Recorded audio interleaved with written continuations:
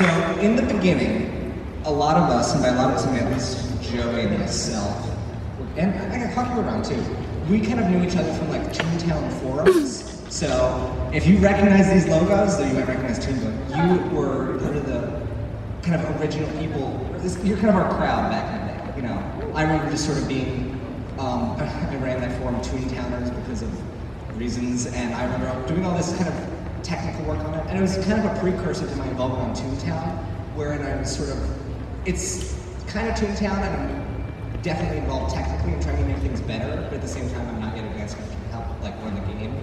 And so that's kind of how we met, because we all have this sort of creative spirit, right, Joey? We're talking about TTSA. Yeah, I ran the other logo there, the Toontown Secret Regions, which was just a regular forum where people got together and talked about the game.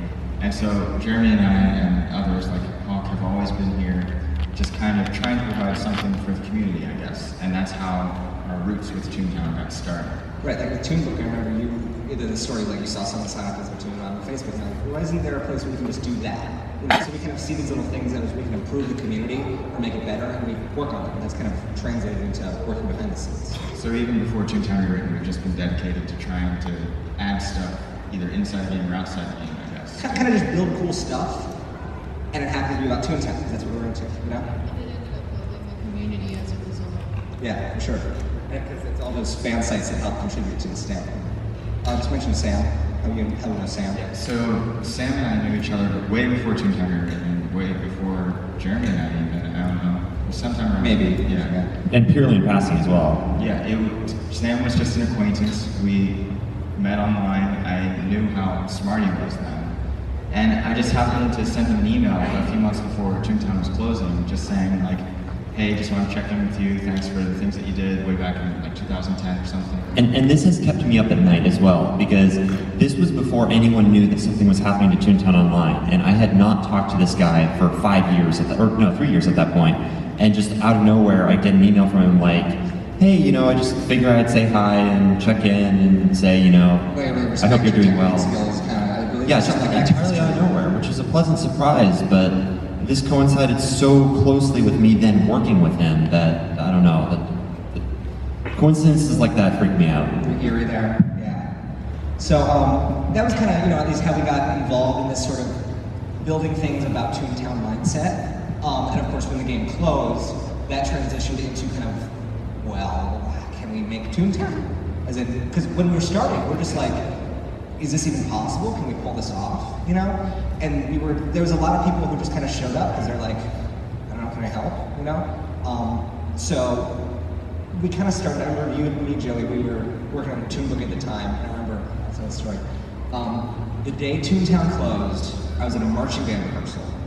We were about to take a break, and I remember my phone rings, I'm like, hey, who's that? And I'm like, it's Joey? I'm like, what's going on? And he said just like, hey, so Toontown's closing.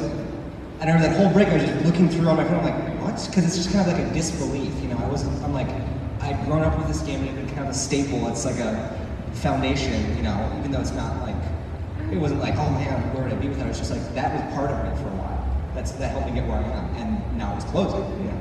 And I think that Toontown is kind of unexpected too. I think many of us can say when it closed, because we were obviously all still players, most of us at the time. It had a fairly decent player base even when it closed. Right, and I remember later we were like, oh man, it's probably the hacking. Like, in retrospect, you can kind of see there's some signs pointing to it, but it still was very sudden. We were like, well, they let that go on for a while, and then it didn't close it down until now. So it was just kind of odd to just have that shock there. So we all kind of started congregating. I remember Joey just pulled me, he was like, hey, there's a subreddit, Toontown PS, pictured there, where there's some people congregating talking about, can we make a Toontown? And there was a meeting on IRC, and there's someone named Maverick, you know, different Maverick, we just call him IRC is a chat room. Right, sorry. That's our chat service that we use to collaborate. But It's for super nerds. but anyway, so we kind of started, and she really just was the first person to kind of run with the idea technically, so to speak. And she sure ran with it, for sure, because when Sam later got pulled in, I'm going to tell you, there was some changes that he really needed to kind of implement for us to be sustainable with this. But anyway, the point is really, we kind of just found each other, and we were all in this room, this chat room, and we were just kind of like, what do we do? What can we bring to the table? I remember Joey was like, well, because as he's told you, he loves kind of thinking what would be in the game, what would I add to this game? And so... Am I not dead? Fine. He was thinking, what would I add to this game? How could I make it better? And so now that he saw this opportunity, his mind started to kind of run and remember all those old ideas he had. And so I know he ran with that, and I was also like, well, I helped kind of make Toonbook servers less terrible. It was great. But I was like, I can help with servers, because we didn't know. You're very naive when you start a project like this. You're not like, oh, this will work out, and we'll be able to kind of skirt the law or stay out of, and like, you don't think that up front, it just kind of happens organically. One of the reasons that we're talking so much about the beginning and our involvement with Toontown beforehand is because that may be the same situation for a lot of you guys right now. You're involved in Toontown forums, you're creating stuff for the game, whether it be fan art, Learning to program? Yeah, so I've heard a lot about people here who have learned to program and want to apply for developers, which I told you, we are looking for developers right now, and we're looking for really anyone on the team right now. So you just start with these little roots that can take hold and you end up being part of the Toontown Rewritten team or some other team working to help with Toontown. Yeah. So, kind of the next point was bringing in Sam. Sam, do you want to talk about how you got involved? Yeah, so while this was going down and Toontown was closing, I actually wasn't really aware of it right at the time. I was off, doing other things, getting prepared for my senior year of college. And, I responded to Joey's email and I was like, oh, hey, it's great that you reached out. We should talk sometime some more, maybe. And that kind of went under the wayside. And then after the closing announcement hit, Maverick then emailed me and said, hey, we're building this, private server to try to rebuild everything. Do you want to help out? And I was like, well, I'm busy with college, but I'm more than happy to provide, technical assistance here and there. Then Maverick told Joey that I was still around, and Joey went, wait, he replied? Like, he replied to this email I sent? I was not expecting a reply, so he dug up my reply and gave me more information on this project, and I'm like, okay, this is still a really cool project, and you have my full, rooting, but there's absolutely, no way I'm gonna have time for this. And so I moved back to college, and I'm trying to focus with that, and a week goes by, and I'm still getting these questions from Maverick, like, hey, what's the best way to do this? And how would you design this part of the system? And how would you do this? And so after about a week, the chaos of moving in had finally settled down a bit, and I decided to take some free time over and go visit these guys and see what they were up to. And I took a little bit of a look at Maverick's server code. Now, Maverick was, in her own respect, an extremely good programmer, but she was not a very good software engineer. And to put in perspective what that means, as a show of hands, how many of you can put up a tent? Okay, how many of you can put up a tent that will last 5 years? And that's a completely different ballgame, because if you're just trying to put something together, more or less anyone can do that. If you don't really care how long it lasts, or how well built it is, or how scalable, flexible, everything it is, you can just throw stuff together until it works, and then say you're done. And that's fine. Plenty of people do that, and it's actually pretty enjoyable to do that. But if you want something that's going to last for a long time under very heavy load, holding multiple thousands of players at any moment, you really have to engineer things carefully. You have to think about how everything's going to be structured, how everything's going to interface, down to every single detail, when happens what, stuff like that. So I decided, okay, well, they're rebuilding a Disney game, and I know Disney is very, very ruthless about their IP.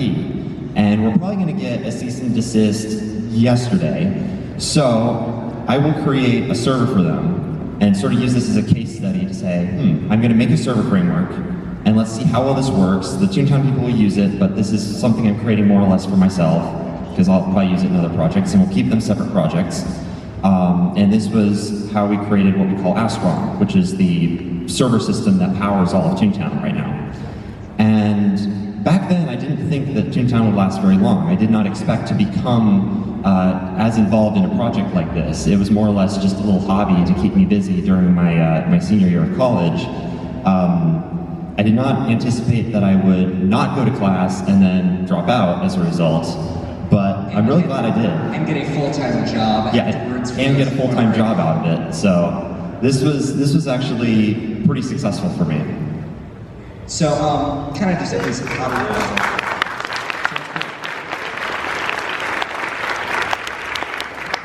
So, at least project-wise, now that we had Sam, like, in retrospect, it's like, okay, now we could actually do this. Like, we could kind of pull this off, maybe.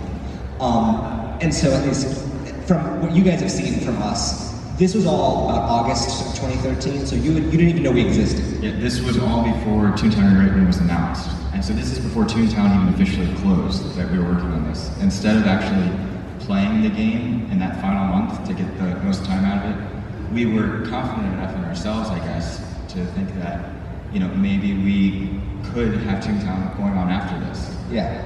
Well, it's Again, like I said, it's confidence, but like we wanted it so much. Yeah, because again, if you don't know, you have to be a little crazy to start something like this because every rational thing, well, it's going to get shut down, it's going to be too much work, you're not going to have the money, what are you going to do? And yet, it still happened. So it's just kind of crazy that it did actually fall together. But really, next up, what occurred was the announcement of Toontown to the community, and it went something like this.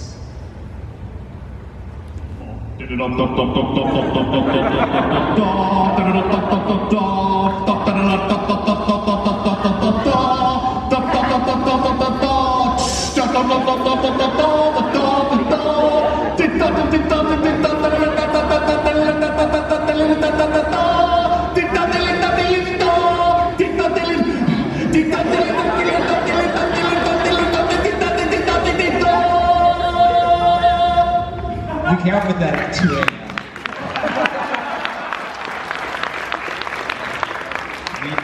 Jeremy added that part in last night at 2 a.m. He was very proud of himself. This was after we decided we would not pull in anything from SpongeBob. We don't even buy a comedy actress as well as Disney. But anyway, so I remember we made this post, and first thing that happened on our Central forums was where you said it was taken down because people were doubtful. Yeah, and to their credit, there are projects like this popping up all over the place. It's hard to tell the difference between which ones are potentially capable and which ones are just kind of going to fizzle out, you know? And so I remember you exchanged PMs with that, and then at some point, they were kind of like, all right, you seem like you're at least not a threat, kind of, or not like, non-G. You know? We, at this point, we didn't even have a website. No, we did. We hated it. Oh, right. Because I remember I was like, yeah, I'm not going to release the It was website. a very basic website. We didn't have any news posts, I think is what I'm thinking of. And so MMO Central Forums, which was like the main discussion place for Toontown at the time, they were, Toontown Central as they used to be called, they were kind of our main form of communication and how the word of Toontown spread. We didn't use any advertising or anything, it was just all word of mouth, and next thing we know, we have half of the player base almost, like, wanting to get into the game right now. Oh, of course, yeah. And I mean, they wanted this when there was no game. In September, when we announced this on the 19th. September 19th, same day Toontown closed. When we announced it, it's like everyone's really excited and hyped, and like I remember watching like the web traffic stats, like it was blowing up, and I was like, whoa, that's crazy. And then I'm like, we don't have anything. There's no game to play. We're just like, we're gonna do it. Much ado about nothing indeed. Yeah. You know, and it was really well received, but we needed to kind of prove ourselves as capable because, again, you need to tell the difference between these projects, which ones will succeed and which ones will really do nothing. You know, and so that led to. Basically, the admins of MMO Central Forums finally said, okay, hit us with your best shot. If you have something interesting, we'll allow it. But you gotta show us. And so that kind of led to a name that Sam threw in from a late night. So what we ended up doing was we ended up taking the original Toontown client, we took a few things out of it, replaced a few parts of it. It was really ugly, and I really hated myself for having created this thing. I felt like Dr. Frankenstein. So when I put this thing together and distributed it to everyone else, I put it in a file called eldritchabomination.zip, which is a name Jeremy seems to like a lot. I find it really funny. It's like our first, this is the tech demo you guys might remember. It's the pre-alpha gameplay. It just kind of showed, walk around, there's some awkward chat, and that's kind of it, you know. But it shows that we have Toontown running post-closure that at least mostly exists, you know. And so that was kind of a key moment to prove that we were capable.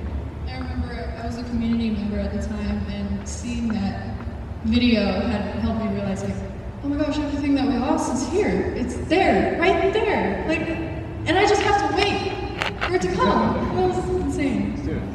And earlier, during our first panel, I talked to you about how it took us 1 month to make Toonfest and how that was a pretty big deal. I mean, this all happened in about a month. We basically got the whole core mechanics of the game together. Well, the core components of the Yeah, server. core components, I guess.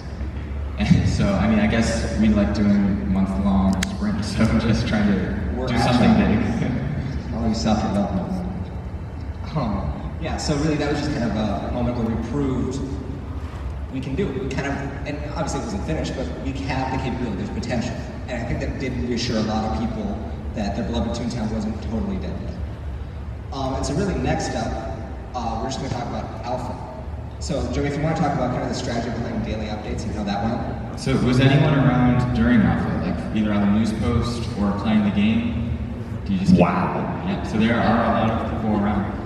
And back then, there were, at first I can't remember how many people we let into the game. Was it only 100? I think it was very few. That sounds about right. Yeah. We had like 20 people at a time. So that was, I think that was our concurrency. So it was probably 100 accounts and then 20 people So, playing. Nowadays, when you see sometimes there's 5,000 people online at a time playing Toontown, back then there were only 20 people at a time. Not because you guys weren't there, but because we couldn't handle it yet. Yeah. And the strategy that I came up with was that we were going to release an update every single day, and I was going to make a blog post. Until Alpha was over. Yeah, until Alpha was over. And I was going to make a blog post every single day. And we kept that up for, I wrote a blog post every day for about 300 days straight, almost a year. And this was a really interesting challenge to try to balance the technical engineering side with some showmanship to keep players engaged and entertained. Basically what happened was I had built this fantastic car engine and had told Joey, check this out, you just sit on top of the engine block like this and you just pull on the carburetor and it goes and you can go forward. And Joey goes, no, this is terrible, like you need an actual car. People don't buy car engines, they buy cars. I'm like, okay, fine, we'll write something around it and get people in. Right, and so that kind of was the initial approach. We're just like, let's put something together, you know?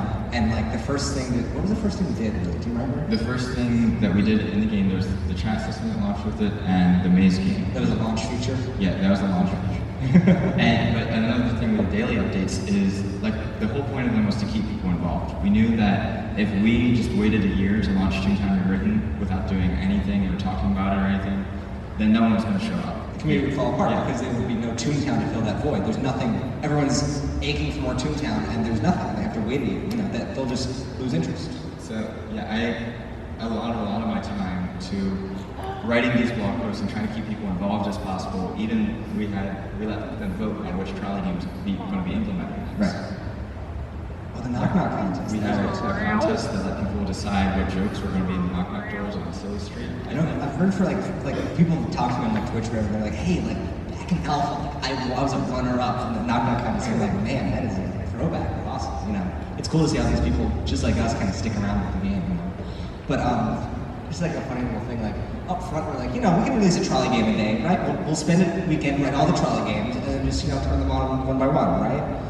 No, we didn't do that. We were, it's like our homework is due at, 2 p.m. Pacific every day, and we start on it an hour before. So it was just kind of a daily struggle to actually get, well, not struggle, but challenge, I guess, to get these out, because, you know, we needed something, and we had to put it out. And I mean, honestly, the developers were not always happy about the daily updates. No, well, as we were transitioning to beta, where it was like, Joey, they have to stop. That makes sense because like after like cramming 1 hour for the 2 p.m. deadline, you want to rest after. So then like after enough times you're like, oh my gosh, again, like, and you start like getting exhausted from it.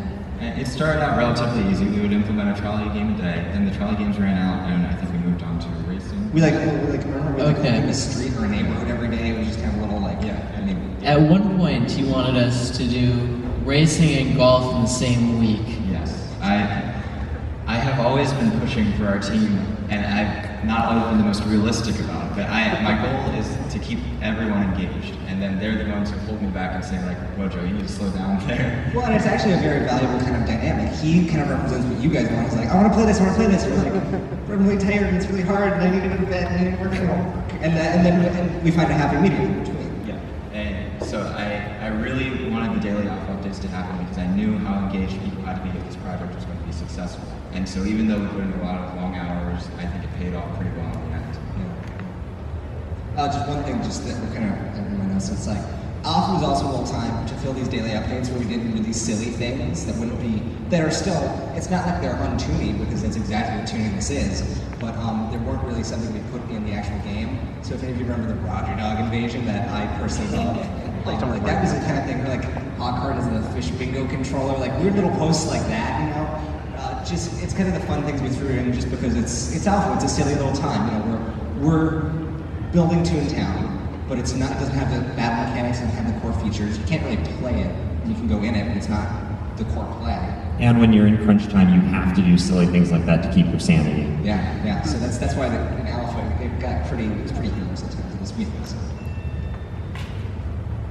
So the next major thing was we wanted to have an end of alpha, and I'll let Joey talk about. I'll just let Joey talk. Yeah, so many of you, how many people have heard of the election or watched the video and everything? Everyone, I know. So, Also, wow. when the election was announced, the Toon Council presidential election, we wanted to have Flippy elected as president, and everyone was kind of like, why? Like, why are you working on this instead of COGS? And of course, little did they know that the whole time we kept the secret hush-hush that the COGS were going to invade the event and it was going to take over and we had it live streamed and everything. And then the two executive fight them all the people spectating, you know, because you're like, what election? People already don't vote, so why would they watch a game election that doesn't, as far as they know, has really no impact, you know? Right. Yeah. But it was a really awesome event, and I think it's been hard to outdo it in the years that we've been implementing content, just because it was such a big thing, but we always are trying. And I think, just to speak to that, I think there's we're still kind of running on, you know, that kind of foolhardiness. We're like, yeah, we can do it, come on, let's do it, let's outdo Disney, you know, and there's a lot of energy then, but over time it gets harder. I mean, we're volunteering our time, so there's only so much we can do, and there's a lot of kind of, wow, we made this really cool thing that took months of work as we've been doing daily updates, as we, you know, and so there's just kind of, it's stress, it gets to you. So, I mean, we're a little more realistic about what we can do now. That's why you don't see us announcing, like, deadlines, like, hey, it's gonna be this, you know, and then, like, missing them again, because we know that's bad for you and it's bad for us. So after the election, we entered what I, in my mind, referred to as beta mode, because we were all very, very tired of Toontown in a way. Not like of the game, we're just tired of Not of the game, we're working on the game. We had finished the daily alpha updates, and we just wanted a month to ourselves, just to, you know, To recover from the mother of all burnouts. I mean, there was some energy. It was a very rewarding thing to see people respond to the election. I still remember, I don't remember, but there's someone that was like a recording of a Skype call guy was in, as they were watching it, and it was like, whatever, I was like, cool. Whoa, oh! Like the twist, like a really big, you know, I was very satisfied. very few of us actually took the full break. I think we took about a week, and then we were back into working on Toontown. We missed it. Right. Already into the swing of it. And some of it, as I remember, there was the people who worked on the election, like you and I, and someone else probably, and then kind of the other tech team was getting back. They're like, well, I mean, the election's done, we just need to kind of run it. I think I was the one that didn't have service ready. Anyway. However, it was also the day that I moved out to San Diego to start working. So I was simultaneously launching an online game, unpacking from moving, and a bunch of people in the game were running up to me wishing me happy birthday, which was wonderful and put a smile on my face every time, but at the same time it's like, thank you, I would love to stay to talk longer, but I have to fix this. So I was just all over the place that day, and it was pretty crazy. In my mind, I kind of take for granted the fact that most of the technology works and like doesn't get worse over time, because like there's things where memory would leak or just get slower and slower and slower until it was unplayable, like server stuff. And like this was the time when we were kind of working through that, because we'd be like, well, you know, colorful canvas is dying and resets. We're like, why is it resetting? And then we'd actually figure out it's a regular code, you know, stuff like that. one thing I remember debate on launch is, wait, wasn't that when we did the announcement of the release date is now? Yes, Right? I think so. Yeah, we basically just had a blog post saying that Toontown Rewritten is being released right now. Right. And everyone was, of course, excited about that because they didn't know when the break was ending. Yeah, and I feel like with the deadlines, that was almost our little cathartic way of being like, we're so ready, we're gonna announce it right now. Like, we're not gonna give you a release, it'll just come out, you know. But I just remember launching Beta was actually really, really easy because we had like 1,000 players maybe or so. It wasn't many, or accounts. So they kind of went on a couple servers and it worked fine because it was a really small test group. You know? Yeah, and this is still, not everyone could play Toontown yet. You have to have a key to get into it. Right, it was closed. And whose idea was the beta key tasks? Because that was cool, that launched with beta. I think that was my idea. I wanted a way that players could be rewarded for testing our game, and so I said, well, why don't we give them beta keys for testing it out? So we assigned certain toon tasks that would give them a redeemable key when they finished. Yeah. And the thing that kind of that migrated into was semi-related. And that was really inspired directly. It was all Joe's idea. I wrote it in a weekend. I was like, hey, what if we did this? Yeah. Because over time, our strategy to allow more people in the game was to release more beta key tasks. But that only gets people in the game so fast. So we're like, we need something quicker. And his idea was it's like a, Disney World, where you can either wait in line and then go on the ride, or you can use your fast pass, just be given a time where you can absolutely get on the ride without waiting. And so that's directly where this came from. And And this was another one of my big ideas, I guess, that Jeremy was kind of I don't know, we'll try it. And I feel like that's very successful. Yeah, and so, I think it was a little bit stressful at first to get out because I didn't want it out pretty quickly. But because we wanted it for June 2nd. Yeah, we announced this on Toontown's birthday, June 2nd. And so again, we had the deadline, and it was like a big thing to implement. But in the long run, it ended up being pretty awesome. Yeah, and it made it accessible because a lot of you, it's hard for us easy for us to underestimate the amount of people who wanted to play, even though, we're like, well, it's half done, it's ready, like crash, it still is. Yeah. Hey, it's true. Don't lie to yourself. Sorry, where was I? Yeah, we kind of underestimated the amount of people who were just itching. And a lot of you had valiant waits where you went into 600 hours or something, had your computer open. Yeah. But you did it just to get into Toontown. And I remember that was where we started to realize, wow, there's a lot of people who want to play this. And this was around the time that Bloomberg News wanted to interview us. Right. And I was on the phone call with the reporter from Bloomberg News who, they'd heard about the story of Toontown, they wanted to do a story on it. And he was telling me, he was like, yeah, I wanted to play the game, but it told me I had to wait 600 hours to get into it. So he didn't end up playing the game, but I told him all about it, and it was a really cool story that went out around the same time. Yeah. But the one cool thing about the playline and playtime and beta key tasks, those are kind of our three little levers that we can adjust to, because when we give out a beta key, that doesn't mean someone will always be playing on the servers. And a lot of what this was testing our servers. We wanted to see how it handled lots of people. We needed some way to control the floodgates. Yes, and so these were three little mechanisms. We would decide how many, beta key tasks we give out. We would decide how many people could get a playtime, and decide how many people were given one from waiting in the playline. And so over time, I remember we were like, oh, we're gonna have 10 additional spots. We'll see how it handles. And then it's like, oh, fine, should we add 20? And then eventually it hit double and quad access weekends, where we're just like, I don't know, just keep throwing people at it, see if we can break it, Yeah. Just more so. The line never ends. Oh, and we hit 1,000. We're gonna post them. Yeah, when we had 1,000 players? Yeah. Yeah, and I don't know if I photoshopped that picture so all the districts were full, or if they were actually full. They might have been. Because we had really low limits back then. Yes, okay. So yeah, we had over 1,000 players in, and every district in the sticker book was a pretty big accomplishment for us back then. Yeah. But now we've hit that Jeremy, you had one job. 6 times. I didn't hit that way. I hit different ones. So at that point, actually, for example, to let you out, we want to talk about with your involvement, how you got involved. You started as a community member, right? And then you turned into an artist. Oh, so I joined at the very end of Alpha, just before it ended.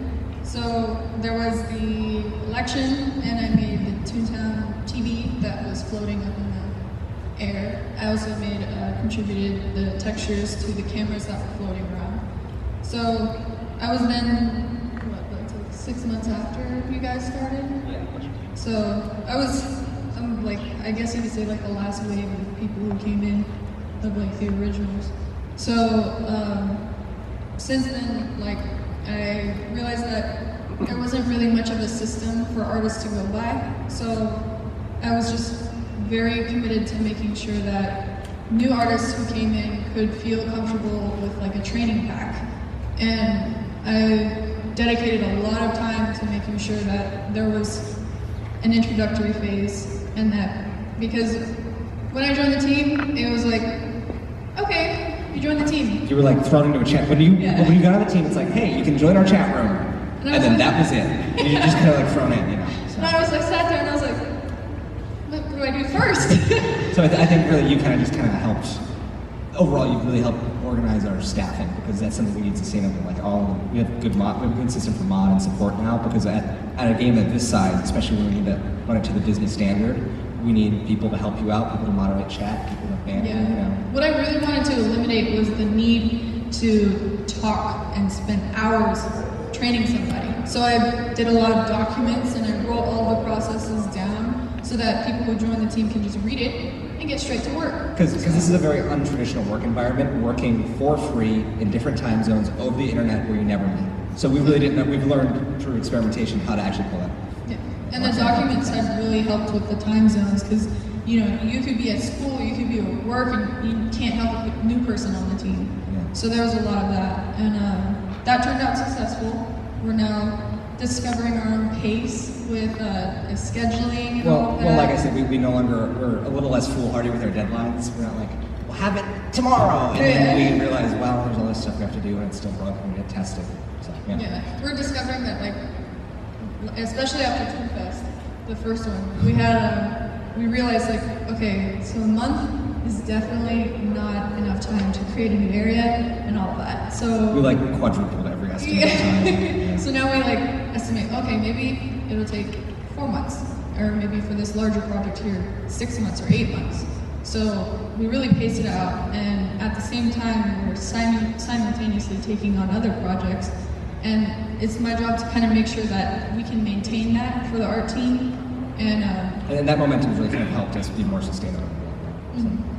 So I just created like a yearly calendar. I remember Maya helped me out with that. We were just like knocking it together, like, okay, so we have this, April Toons Week has got to come. Toonfest, since, it's the anniversary, it's got to come now.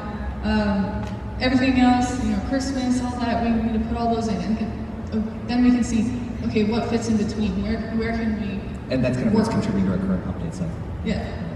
So that was a huge part of my contribution to the team.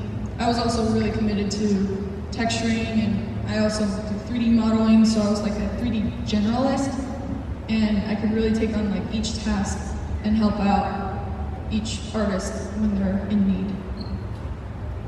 I think that's about it, because we literally we opened the game. And that's what we talked about in our last panel, the whole process of, September 19th, we decided a month ahead of time that we wanted to open Toontown to the public. I remember from a server perspective, I was like, sure. Like, I don't know. It takes like an hour to get through the play line. Like, it doesn't take that. We'll try it, see what happens. Our whole team was doing something. We had our system administrators making sure the servers were all ready. Our team was working on the Toonfest area itself. And we just wanted it to be a really huge team effort to do absolutely everything to make it the best it could be. And that's how Toonfest, the in-game version, was born, that we've celebrated every year since. Yeah. And I think that's about it for kind of the plan, I guess. Well, it's easy to talk about the tech and say that, technically speaking, opening the game was nothing. We just threw a switch, and all of a sudden people could get in whenever they wanted. What we don't consider is all the behind-the-scenes work that was necessary, because running a server for about 100 people, you can do that with a very loosely organized small team, but all of a sudden we had to gear up because people were writing in with support issues, people were misbehaving, we had to moderate things, we needed better tooling, we needed more staffing, we needed more organization, we needed better communication. All of a sudden this project, which had up until this point been just a ragtag bunch of misfits doing whatever they felt like, needed some structure and some hierarchy and some backbone. And that was really difficult, and this is where a lot of projects can die and sputter out because they just can't adapt to a new system. And though we have had some heated discussions about it, we actually managed to pull off that transition.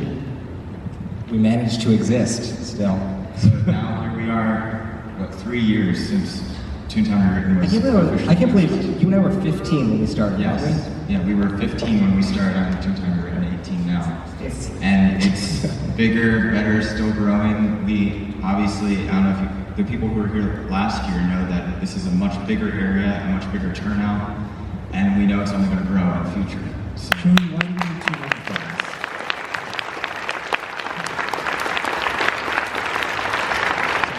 as promised earlier, I think we're going to move into some questions. I noticed that there's not a microphone down there, so I'm going to bring a handheld down that you can pass up to each other.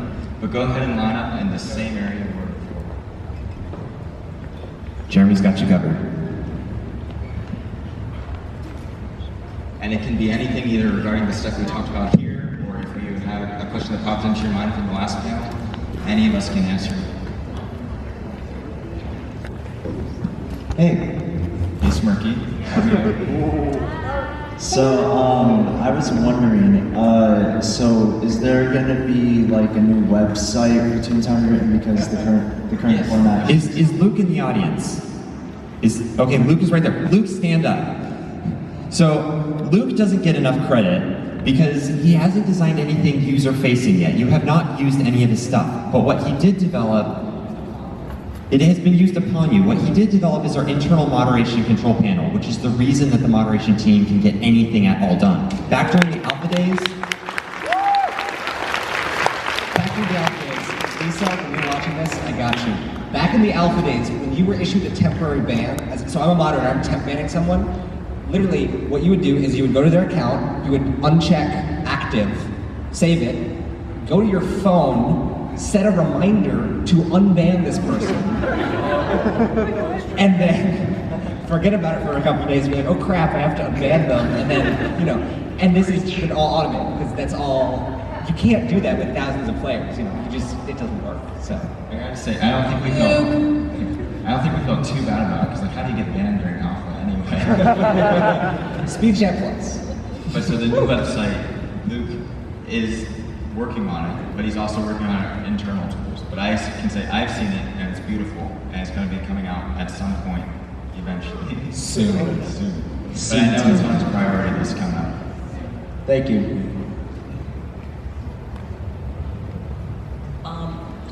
How did you get the files from Disney to reopen?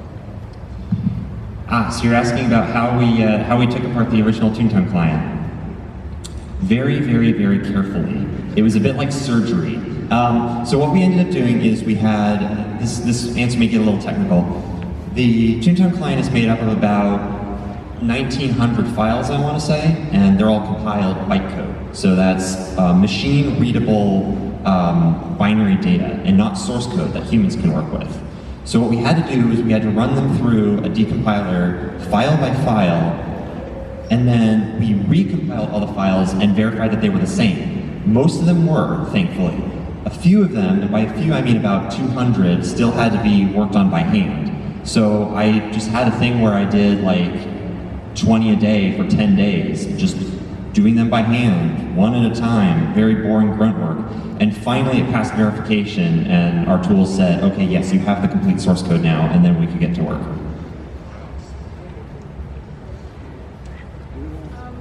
From a developing standpoint, what kind of stuff are you working with your virtual reality version of Toontown? Like, I'm really interested in virtual reality stuff, and I was wondering how it is transferring what you have from source code to the Unreal Engine 4. Well, Aiden, do you want to talk about that? Okay, so specifically on bringing stuff from Unreal Engine 4, we had to Unreal Engine 4, we had the help of a couple artists, Ziggy and over there, and Roger Dog both helped pull all of the existing art.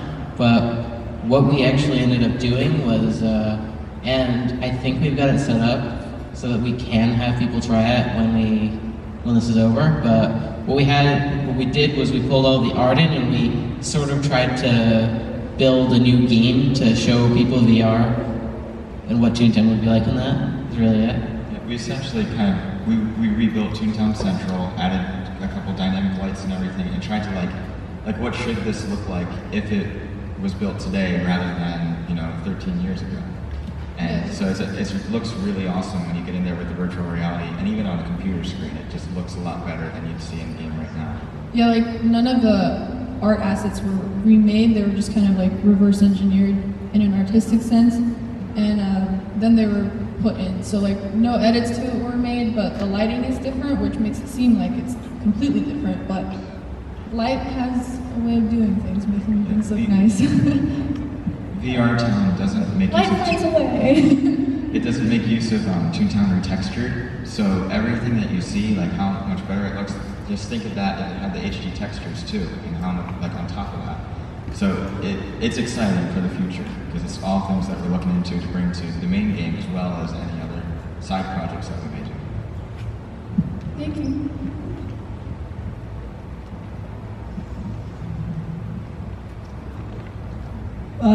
This is an endgame question, but I was wondering, when a cog flies into the air, where do they go? What happens to them? Good question. They're either flying to the rooftops of their cog buildings. I'm sure they've got like a helicopter landing pad up there or something. Or flying back to Cog Nation, going to the factories. They're just clocking out of their shift. So I say that's probably where they're going. I got like a few questions. The Okay. blueprint. I want to talk about the blueprints. Okay, the blueprints. Like like Yeah, the some of them- puzzles and ciphers that we had to kind of reveal the Yes, the story. hidden blueprints. There's like a foot, a body, and Mm-hmm. like feet.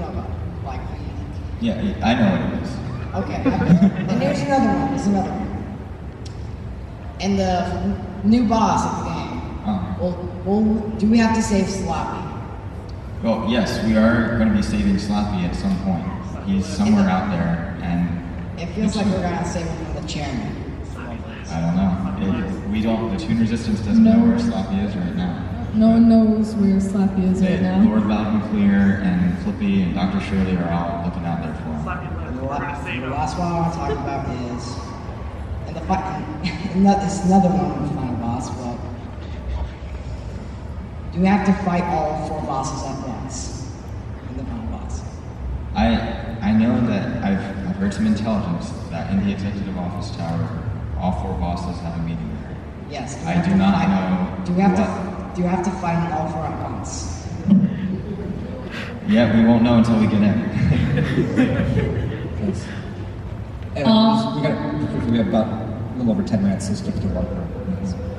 I heard about the CEO in Toontown Online saying the golf tree did not do anything. Was it a little hard to make sure that the golf tree actually did slow down the CEO? Because in the original Toontown, the golf tree it was bugged where it didn't do anything. Right, Aiden. Right, so what that actually was that it did slow him down, but it didn't slow him down very much, so you'd have to spend hours. So I just sped it up, and it was basically like a single value. It was like a factor of 10, I think. Yeah, so it was like 1.0 and it should have been like 100. So it was very easy to fix. I'm not really sure why Disney had it the way that they did, but yeah, it's working in Toontown Rewritten now. But was it difficult to program it in? no, it was basically just I basically had to go figure out what was going on. But once I found it, it was basically just changing a number, and it was fixed. Fixing bugs in systems like Toontown, 95% of it is finding what's wrong. Also, I have another question. If it's really brief, you Well, got it's about one update when you say when the VP runs into him, when you run into him, it doesn't sound anymore. Yeah, we fixed that. Apparently, I even tried it myself. I just find out a lot because when I actually ran into CEO, make sure it's true, it didn't happen. It did the same thing. It That slapped. happens sometimes. We try our best, but it doesn't always work. Yeah, I think that one of the more recent updates did fix that. We fixed it for the twice. most part. Yeah, we fixed it twice. So you may be thinking of Because before. usually greenies use it. Yeah, well, Joey Pushwood, I think we did that. But which Yeah, one do you I also fixed it. find worse? Gag traders and bosses or greenies? Because I've been wondering about that. That's for you to decide. Okay? All right, thank you. When you add doodles, will there be any different models for them? There could be. I mean, that would be pretty cool to see other types of doodles in the game. New textures or models, and I'm sure Roxana has some ideas already in mind for that. Can you say it like? Thank you. Development-wise, what was the hardest thing you've done so far in Toontown Rewritten? It's hard to say. The Doomsday event was definitely way up there. I don't know if I've ever mentioned this, but I think there was one time when a couple other developers approached me about staging a coup on Joey because he was so insistent on doing this Doomsday thing, and no one else was on board at that moment. So yeah, it was pretty taxing both personally and interpersonally as well. So as I've said, the developers are not always the most happy with me, but in the end, oftentimes our events come out pretty awesome. Well, again, it's like talking about it on that topic, like, oh, Joey, why do you think that? But like overall, it's like, no, we still know this is a good thing. So it can be frustrating, but talking it out like this and working out what we can do and what you guys want and finding a middle ground is very bad. Thank you. About your projects, like retextured and rewritten, when will they come out? Like before beta or after beta? Possibly after, because there's I even asked this question with our texture artist just this morning. I asked them how many hours does it take for you to build one texture, and it can take from 30 minutes on a small one, or to the larger ones it can take from 4 hours to 16 hours, and that can be spread out over a week. So we try our best to really schedule everything down, and we try to make retextured a priority because we understand the hype for it is kind of building. So, and since we want to expose it more, we want to show you guys more about it. And so I can't really give you a definitive time when it's going to be coming out, but there are like 29,000 files and we have to retexture, so. But Toontown Rewritten, I think, is a little bit closer than the texture. Rewritten is definitely, I mean, the tests were successful, so. So that means like whenever we want to add an animation, whenever we create it, it can be put directly into the game without a huge update. Yeah, and animations take quite a long time to build too. Just the counters from Doomsday, the little things, that took Roger Dog 16 hours to make. It was one whole night, like just to animate a, what was it, like 5-6 second animation. So it really was, yeah. But so Rewrite definitely is. I mean, the species election is gonna make that successful. So the species election. It's gonna be later this year. Yeah, later this summer, I think. Summer is gonna start. Yeah, it'll start sometime this summer. Basically, around the time of the actual U.S. presidential elections is what it's going to coincide with. So we'll start seeing stuff for it very soon after Toonfest is over. So like electing a winner will happen in November. Yeah, we haven't officially decided, but sometime around that. Yeah. How long will we have to vote? Wait, can you repeat that? It was really quiet. How long do we have to vote for the species? To vote? We'll announce that later on. The technicalities aren't really decided, but it'll be on the Toontown blog very soon. Thank you. Was there a moment, like, during development when you gave up on it, but then realized that you didn't want to? As in, are you talking there's moments where we just burn out and we're like, I'm done, and then we don't touch it for months, and then we come back? Yeah. Yes, I think we've all had one. I remember mine, I left, because whatever, I think it was college and like, stuff, and then I came back and I'm like, I really want to write chat bands, and then I wrote that. And then, like, that's kind of how it goes. You need time off, and you kind of disappear. But then eventually you're like, wait a second, this is really cool and I get to work on it. And something pops in, at least for me, something pops in my head, I'm like, ooh, I wonder if I can pull that off. And then I get really excited and I write it in the back end. So. We never really stop thinking about Toontown. Like we go to sleep, sometimes even dreaming about Toontown. So we're always like coming back. Even if we're feeling burnt out. I mean, people who have left the team are like, oh my gosh, I kind of want to come back. Is there, so. And it happens, like sometimes older members revisit the team and they figure out that, oh, that break that I needed, it was well deserved. it's kind of a blessing and a curse being the one who writes the blog post, because I feel like I'm the only one who really hasn't had a very long break on Toontown, because I try and get a blog post out every week, if not more.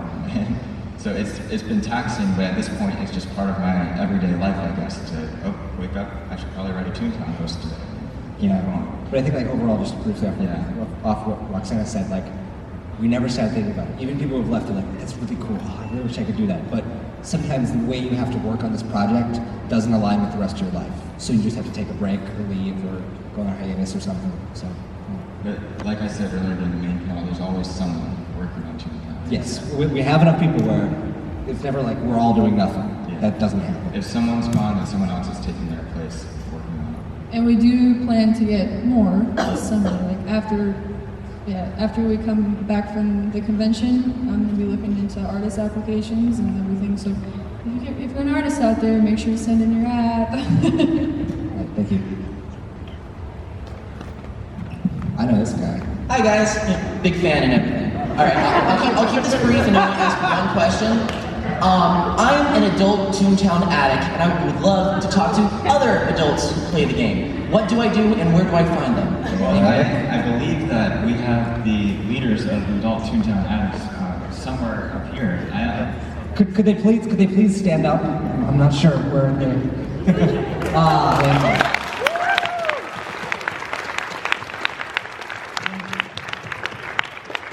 Yes, my wife Chris and my name's Eric. We run ATTA, Adult Toontown Addicts.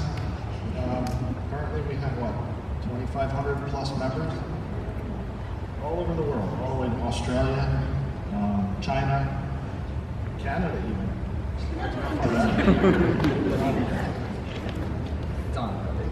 Thank you. Yeah, we have Australia as well. And sorry if I was too quiet there. But basically, her and I started playing Toontown with our son, Nate, who's up in the front row. He learned how to read on Toontown, and we've pretty much been playing ever since. And we were looking for adults to play with also, and we found ATTA, and we worked our way up from the bottom to, the top, I guess we are now, so to speak. A lot of members are here today, I think. I'm sure you guys raise your hand. Any members out here? Yeah, I'm in a few. Joey, you're in it. A few up here. We've met quite a few in the other room, and we're still growing by leaps and bounds. When Toontown Online closed, we only had about 200 members. Now we're at 2,500 plus. So the community has just exploded with Toontown.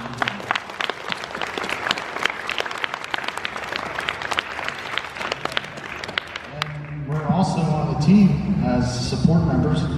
We answer tickets, email tickets. I'm one of the support leads with Kathy, who I'm not sure if she's at the table. She's at the table, manning the table for us.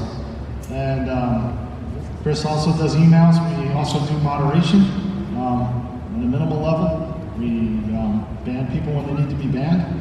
You know, we give out spankings, whatever's necessary. And so yeah, it's great. The game is always with us, no matter where we go, and we love being part of this team.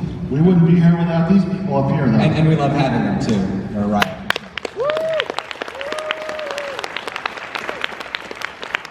Just a shout out to all of the moderators and support people who keep this game going. I mean, you don't say that, but if they weren't there, this game would devolve until it ends up a bit, well, with security and there's moderation too, but with their combined work, that's why we don't suffer the same fate as TTO, you know. We do our best, but it's certainly enough to help keep this game alive, and we're always going to take mods too. So if you'd like to all the moderators are important here. This game would, like you said, devolve into, I don't know, something you wouldn't want to see. Something that you wouldn't want your children to standard. Yeah. Yeah. So thank you to everybody who's part of this team, because we wouldn't be here without you all. Thanks.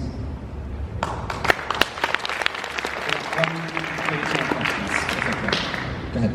What do you think about soundless tunes? Because a lot of people hate them. I was a soundless tune on Toontown Online. Yes. It was. I felt discriminated against. Right there, Smirky, yeah. Right there, Got you, fam. But yeah, so I think it's a totally valid choice. It's just a little discriminatory. discriminatory when you don't want to sit on runs. I remember I learned to solo factories because it was easier than finding a boarding group. Having to put up with the abuse. Thank you. All right, thank you. Who pays for the servers and how much do they cost? We don't really talk about money, but we pay for the servers. Yeah, all of us together kind of do our part to pitch in, especially with this event. Like everyone on the team? Those who can. For the most part, yeah. We don't want it to be a financial obligation. It's not like you have to pay to be on the team. It's just like we will ask our team members every once in a while if they have anything they want to contribute, especially when it comes to big events like Toonfest at OMGcon. I bought the stickers, Joey bought the whatevers, Eric bought lunch. we can go really quick. We gotta go quick. When making new maps for Toontown, do you use the old Toontown map editor or do you use an alternate map editor? We haven't used any of the actual level editors at all. Oh, really? Yeah. Yeah, so far we haven't really done a lot with level editing that we need. We gotta watch it because we're basically done. Okay. We're trying to go rapid fire. If you can say, what species will we be voting for in the Toon species elections? You guys will be nominating it, so you can submit the species that you want. Yep. Did you want to know? Would Lobots learn Latin? I don't know. Sorry, I think we have to go right now, so. How did you get the pictures for your blog post, Joey? Oh, I make the pictures for the blog post. I make them with Photoshop and go in game, take a picture, all that kind of stuff. Thanks. Texas song. All right, so thank you all for coming out for our second panel. We have one more tomorrow, which is the Toontown Trivia panel, which is going to be a lot of fun because you get to be in it. So come to our table and sign up for that. And if you have any other questions, we'll be right out there. Thank you.